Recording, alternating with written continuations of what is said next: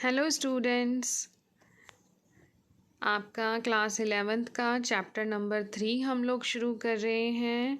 NCERT की book है जो आपकी, और जो आप प्रीमियर की हेल्प बुक यूज़ कर रहे हैं उसमें से ये कंटेंट लिया गया है एजुकेशनल पर्पस के लिए।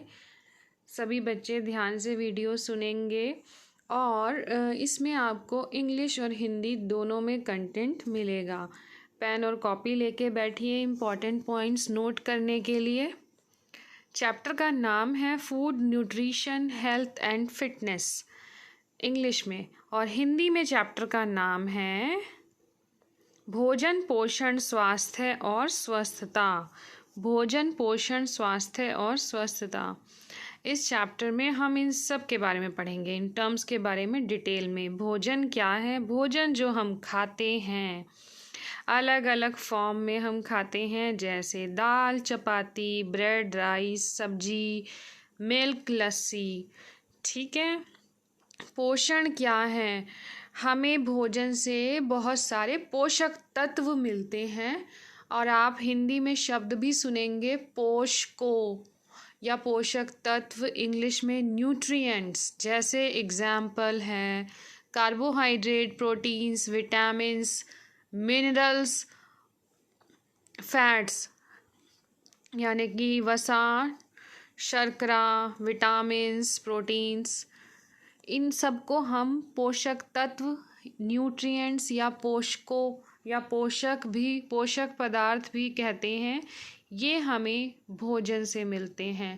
तो आपको दो चीज़ें समझ आ गई यहाँ पे, एक तो भोजन क्या है और पोषक तत्व क्या है। ठीक है। अब समझते हैं न्यूट्रिशन क्या है, पोषण क्या है। पोषण है खाद्य पदार्थों और पोषक तत्वों का विज्ञान और उनका हमारी सेहत पर क्या प्रभाव पड़ता है। भोजन और पोषक तत्वों का विज्ञान और उसका हमारी सेहत पर क्या प्रभाव रहता है, उसी को हम पोषण कहते हैं।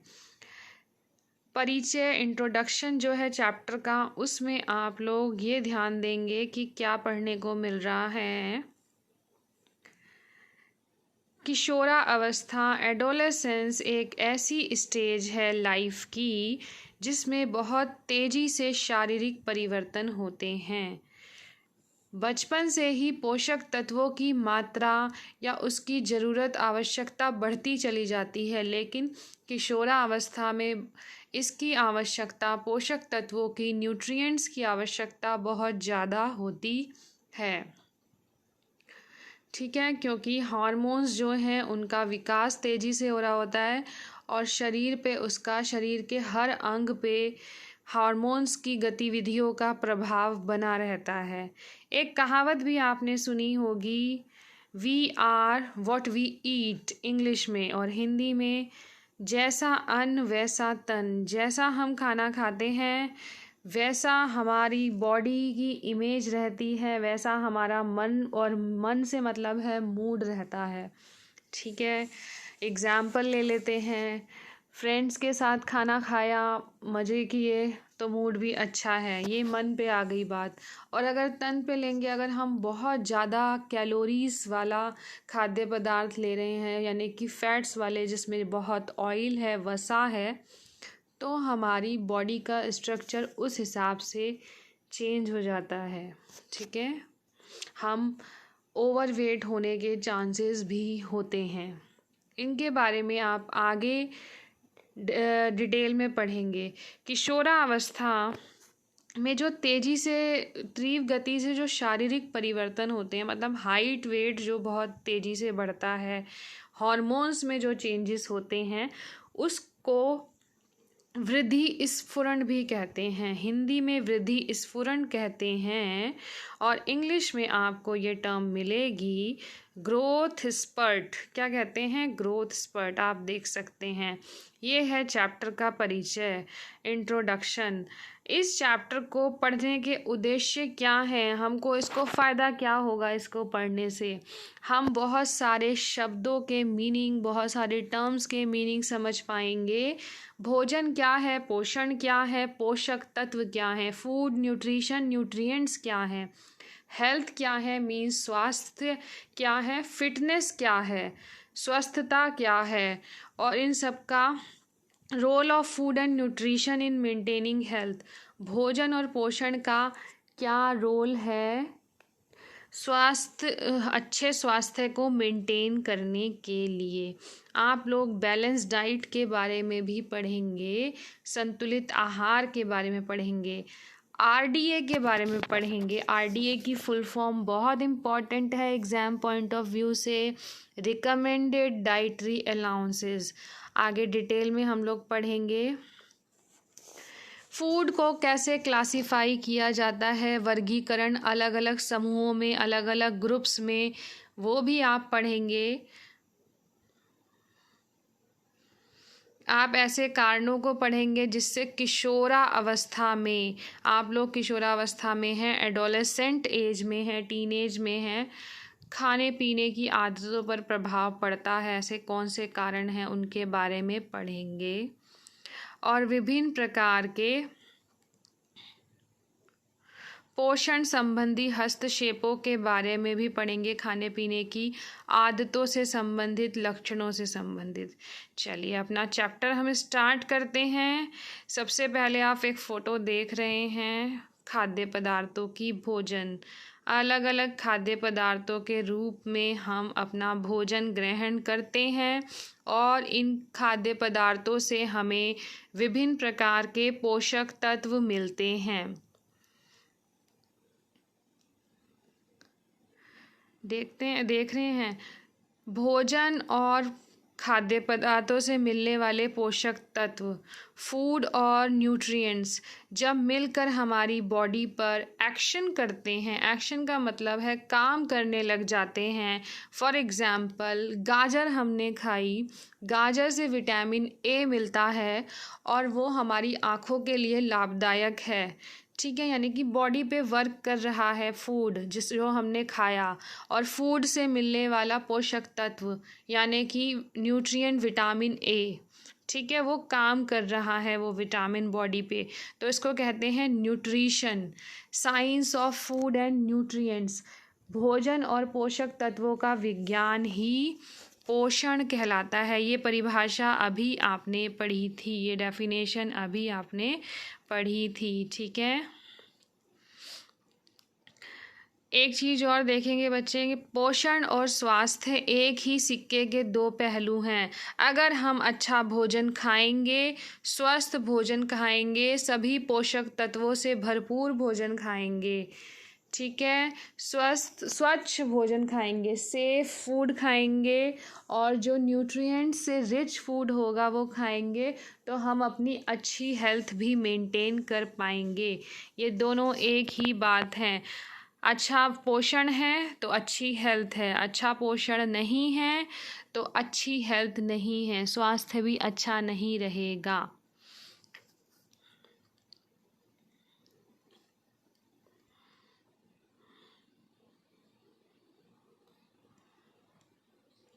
ये आप देखिए पिक्चर, इस पिक्चर में बैलेंस डाइट, संतुलित आहार दिखाया गया है।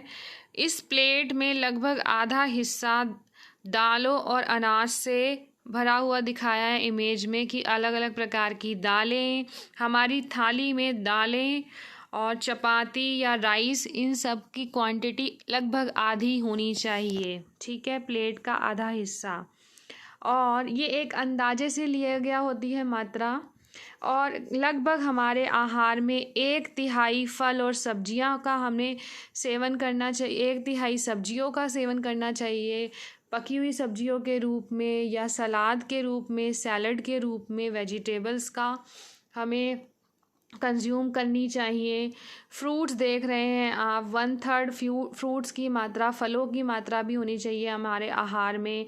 डेयरी प्रोडक्ट डेयरी प्रोडक्ट्स होते हैं, दूध व दूध से बने हुए जो भी पदार्थ होते हैं वो भी हमारे आहार में 1/3 होने चाहिए। पल्सेस और बीन्स का मतलब होता है दालें और फलियाँ, राइस, चपाती, अनाज वाली कैटेगरी में। तो ये संतुलित आहार और बैलेंस डाइट दिखाई गई है जिसमें सभी प्रकार के खाद्य पदार्थ, all types of food products and हम उसमें अपनी थाली में, अपने आहार में शामिल करते हैं फ्रॉम डिफरेंट फूड ग्रुप्स, अलग अलग खाद्य समूहों से, जैसे अनाजों से, दालों से, दूध और दूध से बने पदार्थों से, फलों और सब्जियों से। इन सब से मिला के हम अलग अलग समूहों से मिला के अपनी थाली तैयार करते हैं, उसे कहते हैं बैलेंस डाइट, संतुलित आहार। हेल्थ एंड फिटनेस के बारे में भी पढ़ेंगे आगे हम। हेल्थ है बेटा, जो हम अपनी हेल्थ को बनाए रखने के लिए अच्छा भोजन, ठीक है, यानी कि संतुलित आहार, अच्छा पोषण, सुपोषण जिसमें सभी प्रकार के पोषक तत्व मौजूद हों, सभी न्यूट्रिएंट्स प्रेजेंट हों, इस तरह, और बैलेंस डाइट लेते हों, साथ में एक्सरसाइज करते हों, regular yoga, walk physical exercise करते हों अपनी हेल्थ के लिए, मेडिटेशन करते हों, ताकि हम अपनी रोज़मर्रा की एक्टिविटीज़ अच्छे से कर पाएँ बिना थकावट के। तो उसे तो हम कहते हैं हेल्थ, स्वास्थ्य। और फिटनेस का मतलब है जब हम किसी स्पेसिफिक टास्क के लिए, किसी स्पेशल काम के लिए हमें अधिक ज़्यादा ताकत की ज़रूरत होती है और बहुत स्वस्थ होने की ज़रूरत होती है। फॉर एग्ज़ाम्पल, वैसे आप एक्टिव हैं, अपने रोज़ के काम कर पा रहे हैं, यानी कि आप एक अच्छी हेल्थ बनाए रखे हुए हैं, लेकिन कभी कभी आपको कुछ एक्स्ट्रा काम करना पड़ जाता है।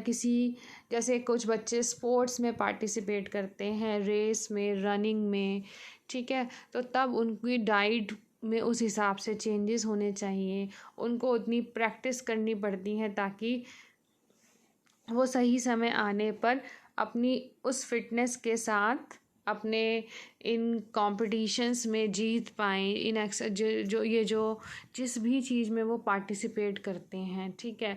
कुछ लोग रेसलिंग करते हैं, कुछ लोग योगा करते हैं, कबड्डी करते हैं, तो इसके लिए हमें एक्स्ट्रा फिटनेस बनाए रखनी पड़ती है। आगे इसमें डिटेल में पढ़ेंगे हम।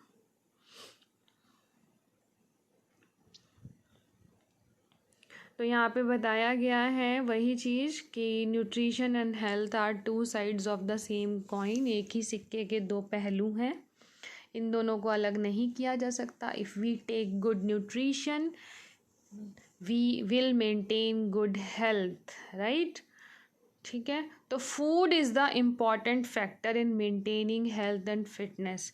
तो सबसे इम्पॉर्टेंट जो कारण है कि हम किस प्रकार का खाना खाते हैं, उसी से हमारा स्वास्थ्य और स्वस्थता, हेल्थ और फिटनेस बनी रहेगी।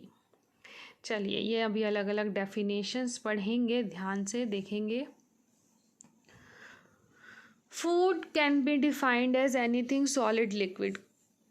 जो भोजन है वो सॉलिड, ठोस अवस्था में भी हो सकता है, लिक्विड, द्रव अवस्था में भी हो सकता है। व्हेन स्वेलोड, जब हम उसे खाते हैं, डाइजेस्ट करते हैं, पचाते हैं और हमारी बॉडी में वो जब एसिमिलेट, इकट्ठा होता है, तो वो हमें कुछ इसेंशियल सब्सटेंसेस, बहुत ज़रूरी तत्व प्रदान करता है। खाने के बाद जब हम उसे ले लेते हैं अपने आहार में, जब हम भोजन खा लेते हैं, ज़रूरी तत्व, इसेंशियल सब्सटेंसेस प्रदान करता है ताकि हम हेल्दी रह पाएँ। उन्हें क्या बोला गया है, ज़रूरी सब्सटेंसेस को न्यूट्रिएंट्स, पोषक तत्व, ठीक है।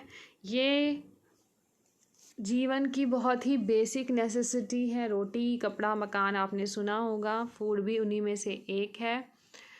फूड से हमें एनर्जी मिलती है, हमारा ग्रोथ होती है, विकास होता है हमारा, ठीक है। हमारे टिश्यूज़, ऊतकों, हमारे ऑर्गन्स, हमारे अंगों का भी मरम्मत होती है। जो छोटी मोटी रोज़ की चोट लग जाती है, टूट फूट होती रहती है, मसल्स में, तो उसकी भी मरम्मत प्रोटीन से हो जाती है। प्रोटीन पोषक तत्व हो गया, और प्रोटीन किससे मिलता है? मिल्क से और दालों से मिलता है। ठीक है। Nutrition is defined as the science of foods, nutrients and other substances they contain. तो अभी हमने पहले भी पढ़ा था, इस न्यूट्रिशन एक विज्ञान है। किस किस का विज्ञान है? फूड भोजन का, न्यूट्रिएंट्स पोषक तत्वों का, and other substances they contain. इसके अलावा भी जो और अन्य सब्सटेंसेस, जो भी अन्य तत्व वो खाद्य पदार्थों में होते हैं, उन सब का विज्ञान क्या कहलाता है? न्यूट्रिशन। और जब वो एक्शन करता है हमारी बॉडी में, जब हमारी बॉडी में जाके कार्य करने लगता है, जैसे ही हम खाद्य पदार्थों को इंजेस्ट करते हैं, इंजेस्ट का मतलब खाते हैं, लेते हैं, डाइजेस्ट पचाते हैं, एब्जॉर्ब मतलब पोषक तत्वों का एब्जॉर्प्शन हो रहा है, अवशोषण हो रहा है, हाँ, यानी कि ब्लड में अवशोषित हो रहे हैं और शरीर के विभिन्न अंगों तक, अलग अलग बॉडी पार्ट्स तक पहुंच रहे हैं। मेटाबॉलिज्म होता है, विभिन्न प्रकार की प्रक्रियाएं होती हैं शरीर में। ठीक है। उपापचय प्रक्रिया भी बोलते हैं, यानी कि यूटिलाइजेशन हो रहा है उनका, पोषक तत्वों का। और एक्सक्रीशन, जो और बाकी जो चीज़ें नहीं नीडेड हैं, जिनकी ज़रूरत नहीं है, वो एक्सक्रीट हो जाती हैं, वेस्ट प्रोडक्ट के रूप में शरीर से बाहर निकल जाती हैं। न्यूट्रिएंट्स क्या है? न्यूट्रिएंट्स को हिंदी में कहेंगे पोषक तत्व हैं ये। ठीक है। ये रसायन है जो खाद्य पदार्थों से मिलते हैं। इनके नाम हैं carbohydrate, protein, fats, minerals, vitamins, water और फाइबर। इनको मैक्रो और माइक्रो, वृहत पोषक तत्व और सूक्ष्म पोषक तत्व। माइक्रो मीन्स सूक्ष्म, मैक्रो मीन्स वृहत, न्यूट्रिएंट्स मीन्स पोषक तत्व या पोषकों। ठीक है। उसमें बांट दिया गया है कार्बोहाइड्रेट, प्रोटीन और फैट। कार्बोहाइड्रेट, प्रोटीन और वसा, फैट को हिंदी में वसा कहते हैं, ये होते हैं मैक्रो न्यूट्रिएंट्स, वृहत पोषक तत्व। और माइक्रो क्या होते हैं? विटामिन्स, मिनरल्स, मिनरल्स को हिंदी में कहते हैं खनिज लवण। ठीक है। विटामिन्स और मिनरल्स माइक्रो न्यूट्रिएंट्स होते हैं। इसको आप एक बार हिंदी में देख लेंगे बच्चे मेरे साथ।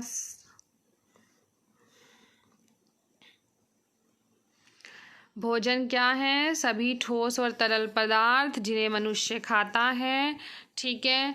और हम पाचन क्रिया द्वारा अवशोषित करते हैं, उन्हें अपने शरीर में अवशोषित करते हैं ब्लड के जरिए। ठीक है।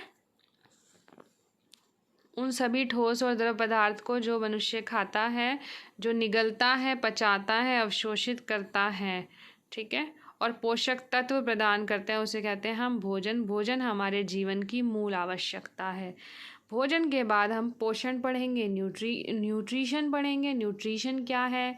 जब भोजन हमारे शरीर में चला जाता है और कार्य करने लगता है, तो उसे पोषण कहते हैं। अभी मैंने आपको विटामिन ए, गाजर का एग्जाम्पल दिया था।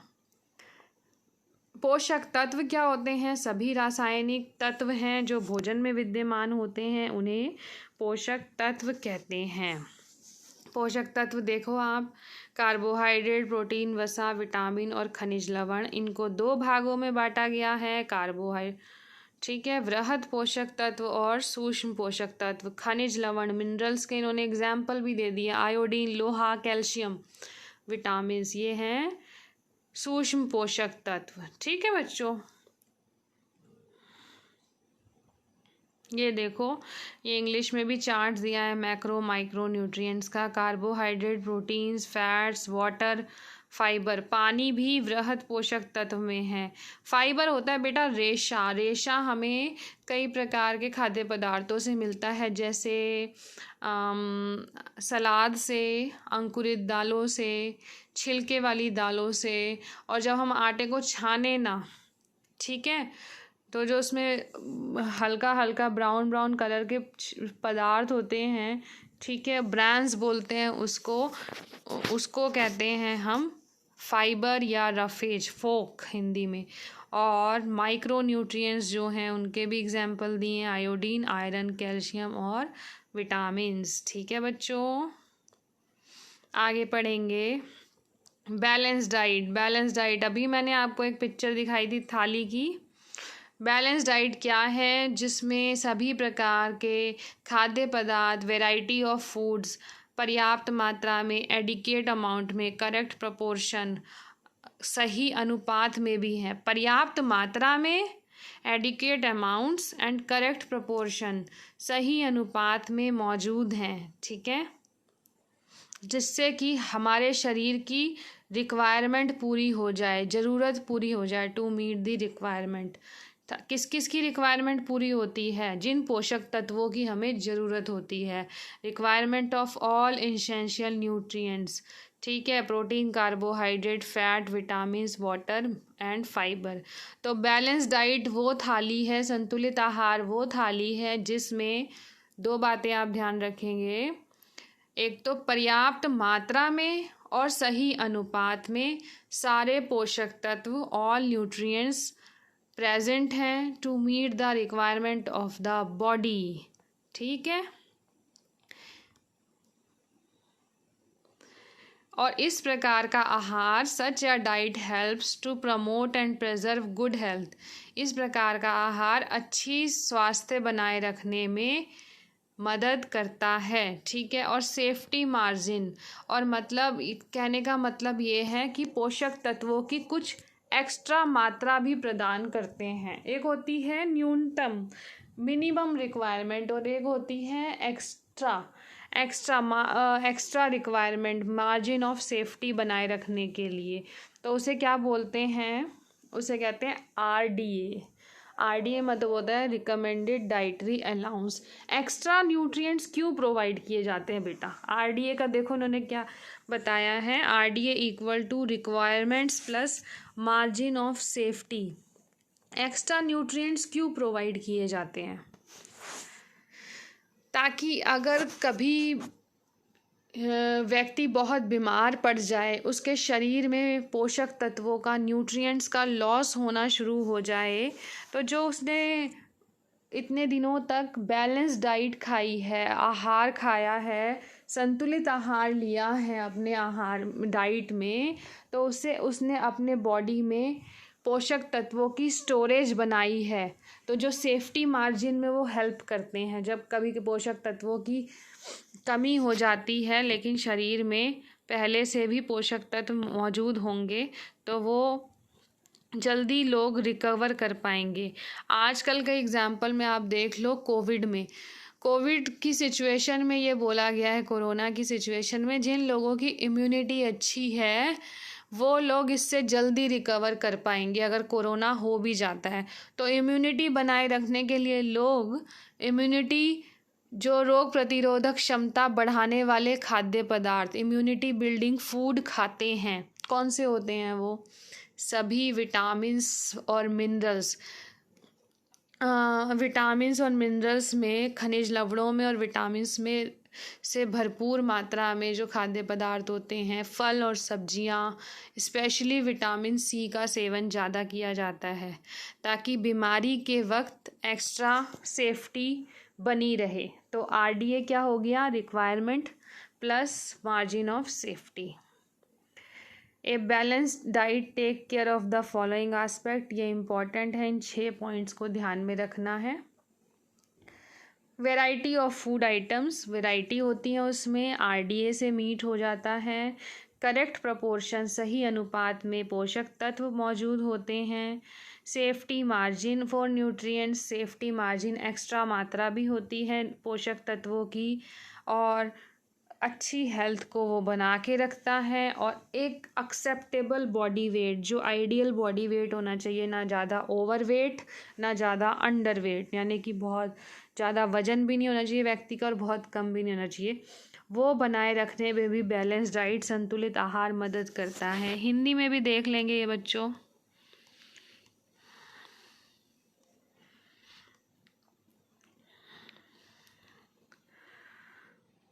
ऐसा आहार जिसमें सारे पोषक तत्व मौजूद होते हैं उचित मात्रा में संतुलित आहार कहलाता है, बैलेंस डाइट कहलाता है, ठीक है।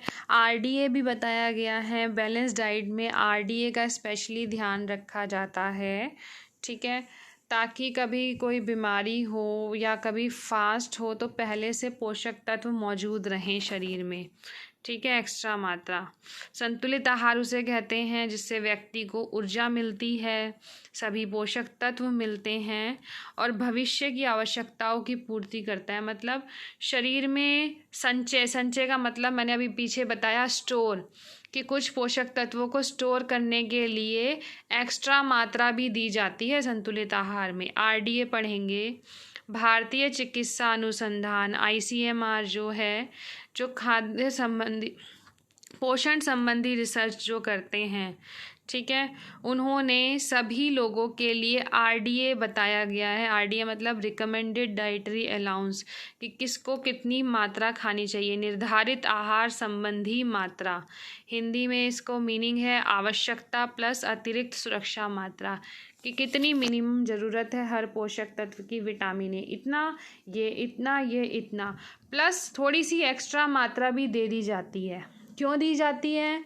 ताकि भविष्य में कभी ज़रूरत पड़ जाए, कोई प्रॉब्लम है, कोई हॉस्पिटलाइज्ड हो गया है व्यक्ति, एक्सीडेंट हो गया है, तो ऐसे केसेस में एक्स्ट्रा पोषक तत्वों की मात्रा हेल्प करती है जल्दी रिकवरी में। कोरोना और कोविड का मैंने एग्जाम्पल दिया। ठीक है, तो संतुलित आहार का निर्धारण करते समय निम्न बातों पर स्पेशली ध्यान दिया जाता है। ये इम्पॉर्टेंट है, 6 पॉइंट्स पीछे अभी बताएं, जिसमें सारे खाद्य पदार्थ शामिल हों, सही अनुपात में पोषक तत्व हों, सभी पोषक तत्व RDA के अनुसार हों, जितनी मात्रा निर्धारित करी है। किसने निर्धारित की है? ICMR ने। ठीक है, अतिरिक्त सुरक्षा मात्रा भी हो, एक्स्ट्रा मात्रा भी हो पोषक तत्वों की, और व्यक्ति की लंबाई के अनुरूप व्यक्ति का वजन हो, हाइट के अनुसार व्यक्ति का वेट हो। ठीक है, अच्छे स्वास्थ्य को बनाए रखने में मदद करे, तो उसे कहते हैं संतुलित आहार। आगे हमारा जो टॉपिक है वो है हेल्थ एंड फिटनेस, स्वास्थ्य और स्वस्थता। ये पढ़ेंगे हम इंग्लिश हिंदी दोनों में। ठीक है, WHO ने शुरू से ही परिभाषा एक ही दी है, बहुत दिनों से यही परिभाषा है और यही चलती आ रही है 1948 से। Health is a state of complete physical, emotional, social wellbeing. स्वास्थ्य जो है वो स्थिति है जिसमें शारीरिक, मानसिक, सामाजिक स्वस्थता आ जाती है। और यही मतलब नहीं है स्वास्थ्य से कि सिर्फ व्यक्ति को कोई बीमारी ना हो, एब्सेंस ऑफ डिजीज़, बल्कि पूरी health is a total of मतलब कंप्लीट, शारीरिक स्वास्थ्य भी, मानसिक स्वास्थ्य भी और सामाजिक स्वास्थ्य भी।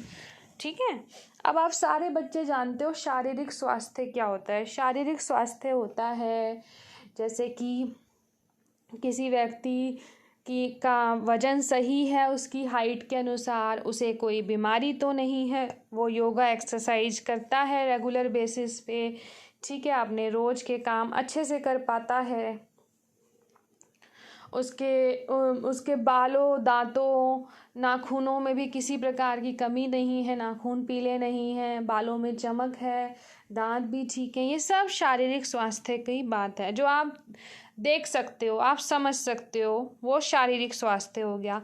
आज के समय में मानसिक स्वास्थ्य, मेंटल हेल्थ बहुत इम्पॉर्टेंट चीज़ है जो समझने की है। मेंटल हेल्थ का मतलब है कि कोई व्यक्ति बहुत परेशान तो नहीं है, विभिन्न प्रकार की टेंशन्स में तो नहीं रहता, और जब व्यक्ति अलग अलग प्रकार की चिंता करता है तो वो अपने रोज़मर्रा के काम सही से नहीं कर पाता, डिसीजन ठीक से नहीं ले पाता। ठीक है, तो वो आ गया मानसिक स्वास्थ्य, जो समझने की ज़रूरत है। और आज के समय में मेंटल हेल्थ पे बहुत ज़्यादा जोर दिया जा रहा है। उसको अच्छे से बनाए रखने के लिए मेडिटेशन जैसी एक्सरसाइज बहुत की जा रही हैं। मेंटल हेल्थ को कैसे असेस कर सकते हैं, नाप सकते हैं कि हाउ इफ़ेक्टिवली, कितने प्रभावी ढंग से कोई व्यक्ति कितने सफलतापूर्वक ढंग से अपने काम करता है। अब चलते हैं, पढ़ते हैं फिटनेस। फिजिकल फिटनेस क्या होती है? Fitness is body good health. Good health को ही फिज़िकल फिटनेस कहते हैं। और फिज़िकल फिटनेस आती है जब हम नियमित रूप से एक्सरसाइज करते हैं, रेगुलर एक्सरसाइज करते हैं, प्रॉपर डाइट और न्यूट्रिशन, अच्छा भोजन और पोषण लेते हैं, ठीक है, प्रॉपर रेस्ट करते हैं, तो उसे कहते हैं फिज़िकल फिटनेस। फिज़िकल फिटनेस दो प्रकार की बताई गई हैं, एक है जनरल सामान्य स्वस्थता और एक है स्पेसिफिक फिटनेस विशिष्ट स्वस्थता। स्पेसिफिक फिटनेस क्या होता है? विशिष्ट स्वस्थता। फिजिकल फिटनेस का मतलब है जब हमारा शरीर अच्छे ढंग से काम कर रहा है, हमारे शरीर के विभिन्न अंग, हमारा हृदय, ब्लड वेसल्स, ठीक है, फेफड़े, मसल्स, मांसपेशियां सभी अच्छे से काम कर रही हैं, तो उसे कहते हैं फिजिकल फिटनेस। जनरल फिटनेस में होता है स्टेट ऑफ गुड हेल्थ, मतलब हम अच्छे से अपना काम कर पाते हैं। स्पेसिफिक फिटनेस में होता है जब हम किसी टास्क के लिए फिट हैं। फॉर एग्ज़ाम्पल, किसी स्पोर्ट्समैन को रेसलिंग करनी है, कुश्ती लड़नी है और क्रिकेट का मैच खेलना है, लेकिन उसने प्रैक्टिस नहीं की बहुत दिनों से, फिटनेस मेंटेन नहीं रखी जो जितनी चाहिए वो मैच खेलने के लिए, वो टास्क करने के लिए परफॉर्म, तो उसे कहते हैं स्पेसिफिक फिटनेस, विशिष्ट फिटनेस, विशिष्ट स्वस्थता। ठीक है बच्चों, एग्जाम्पल इन्होंने बहुत अच्छा दिया है।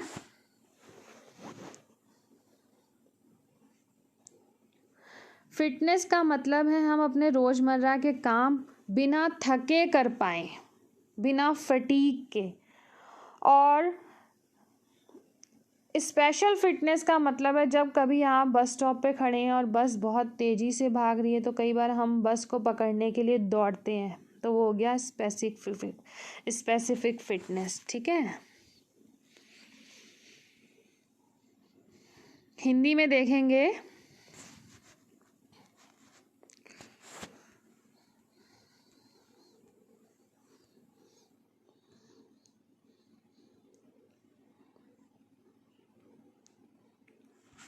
स्वास्थ्य वह स्थिति है, WHO ने परिभाषा दी है, जिसमें शरीर न केवल बीमारियों से दूर रहता है बल्कि शारीरिक, मानसिक और सामाजिक रूप से भी स्वस्थ है। शारीरिक रूप से स्वस्थ होने का मतलब मैंने बताया, कोई रोग नहीं है, अच्छी नींद आती है, चमकदार त्वचा, स्किन बहुत अच्छी है, साफ दांत हैं, आंखें भी अच्छी हैं। ठीक है। मानसिक स्वास्थ्य का मतलब चिंताएं नहीं है किसी प्रकार की, अपने डिसीजन अच्छे से ले पाते हैं, भावनाओं पर काबू है, कंट्रोल है, बैलेंस में है। ठीक है, दूसरे की भी प्रॉब्लम समझ पाते हैं और जल्दी गुस्सा नहीं आता, उसे कहते हैं मेंटल हेल्थ। फिटनेस का हिंदी में इन्होंने बताया है पुष्टि या स्वस्थता। दो शब्द, फिटनेस का मीनिंग है स्वस्थता या पुष्टि। पुष्टि का तात्पर्य है मनुष्य के उन गुणों से है जो कठिन काम को पूरा करने के लिए समर्थ बनाते हैं व्यक्ति को। ठीक है, बिना थके व्यक्ति अपना काम कर पाता है। अगर वो अच्छी हेल्थ में है तो वो फिट होगा ही होगा। फिटनेस के दो प्रकार हैं, सामान्य और विशिष्ट। सामान्य स्वस्थता और विशिष्ट स्वस्थता। सामान्य स्वस्थता का मतलब है व्यक्ति अच्छे स्वास्थ्य और बेहतर कार्य क्षमता से अपना काम करता है। विशिष्ट मतलब किसी स्पेशल काम के लिए भी वो फिट है, बिना थकावट के वो अपना काम कर लेता है। ठीक है बच्चों,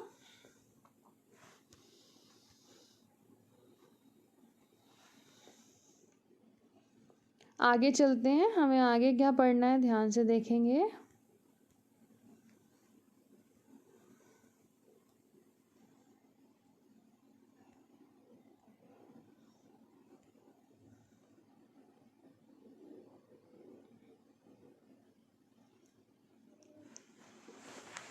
अब हम पढ़ेंगे फूड ग्रुप्स के बारे में। हमारे 5 इम्पॉर्टेंट फूड ग्रुप्स, ठीक है, जिसमें से हमें विभिन्न प्रकार के खाद्य पदार्थ अपने आहार में शामिल करने चाहिए।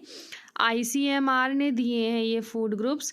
इंग्लिश में इनके नाम हैं cereals, grains products, pulses, legumes, milk, meat products, fruits and vegetables, fats and sugar.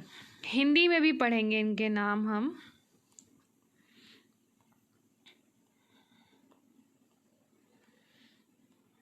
देखिए, ICMR ने ये 5 खाद्य समूह बताए हैं जिनमें से हमें अपने आहार में शामिल करना चाहिए खाद्य पदार्थों को।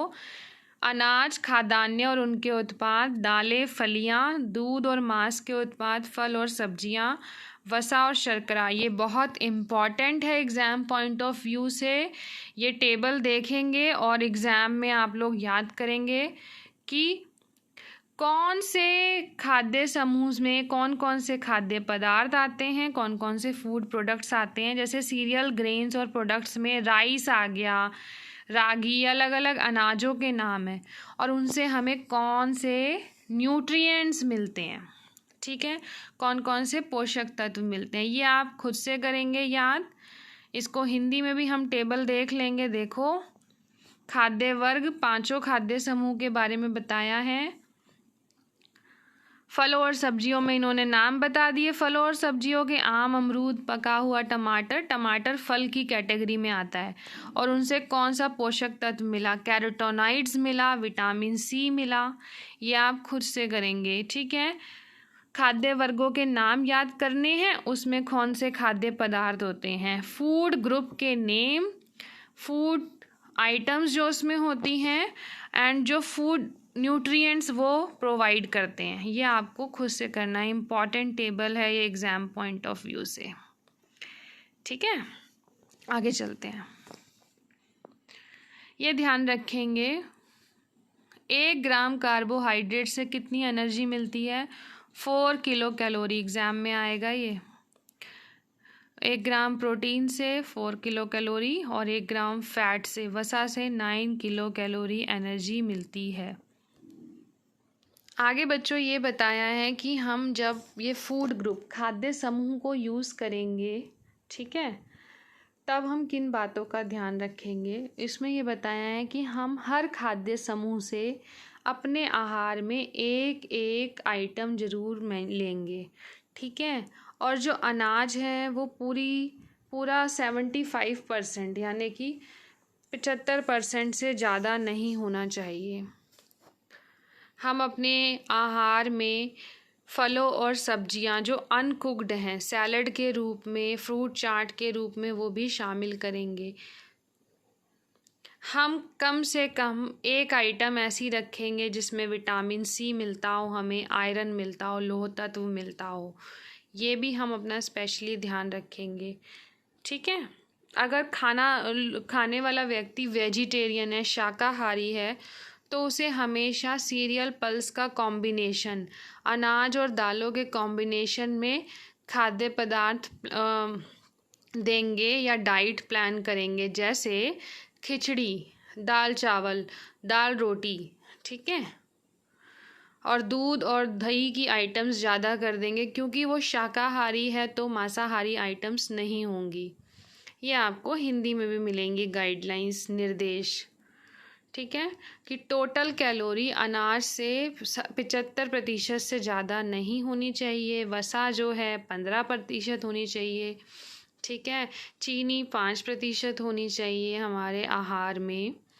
कच्ची सब्जियों और फलों का सेवन करना चाहिए। हरी पत्तेदार सब्जियां कम से कम 80 ग्राम होनी चाहिए। ठीक है,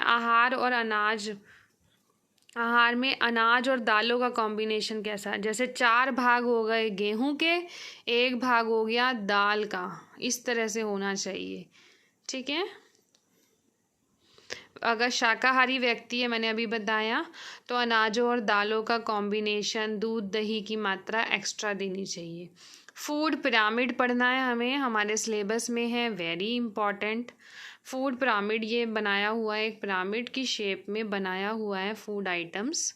इसमें इन्होंने बताया है 5 सीढ़ियों में 5 पैरामीटर्स 5 बैंड्स में इसको डिवाइड कर दिया। आप देखो ध्यान से, पहला है अनाज सीरियल्स और उसके प्रोडक्ट्स, सेकंड है फ्रूट्स एंड वेजिटेबल्स, थर्ड है दालें और फलियां, फोर्थ है मिल्क एंड प्रोडक्ट्स और लास्ट है वसा और शर्करा। ठीक है, इसका मतलब ये है सबसे नीचे आप देखोगे सबसे चौड़ा बैंड है, सबसे बड़ा बैंड है, यानी कि हमारे आहार में अनाज जो है वो ज़्यादा मात्रा में होना चाहिए। उसके बाद फल और सब्जियों का सेवन, लिबरल का मतलब है कि हम ज़्यादा से ज़्यादा फल और सब्जियों का सेवन करें अनाज के बाद, फिर दालें और फलियां उससे कम, फिर ये ऊपर जाते जाते छोटा होता जा रहा है, आप देख रहे हो।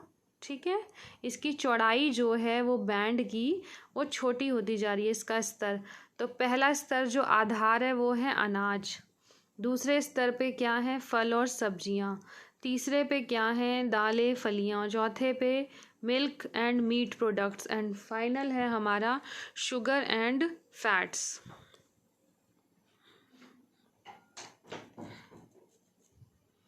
ऐसे ही आप यहाँ पे भी देखोगे अलग अलग बैंड्स बताए हैं। ठीक है, the size of each section represents the number of servings recommended.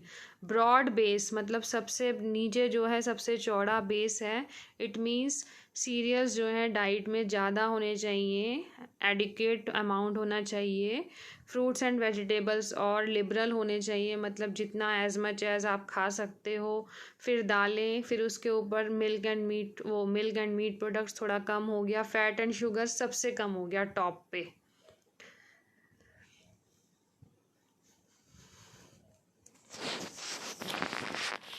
अब है वेजिटेरियन फूड गाइड। इसमें ये बताया गया है कि शाकाहारी लोगों के लिए खाना प्लान करते समय, आहार प्लान करते समय क्या बातें ध्यान रखेंगे।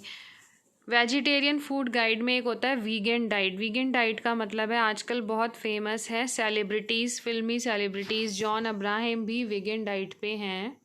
ठीक है, इसमें हम एनिमल प्रोडक्ट्स नहीं लेते हैं, मिल्क कर्ड मीट ये सब नहीं आएगा, अंडा नहीं आएगा, ओनली प्लांट प्रोडक्ट्स। ठीक है, जो हमें पौधों से मिलते हैं खाद्य पदार्थ, हम उसी को शामिल करते हैं अपने आहार में, उसे कहते हैं vegan diet, vegan diet. Okay,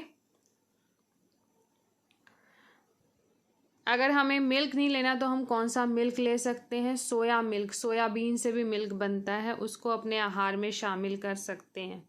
ठीक है, फलियां और कम से कम हरी पत्तेदार सब्जियां लेनी चाहिए जिससे लौह तत्व का सेवन हो जाएगा।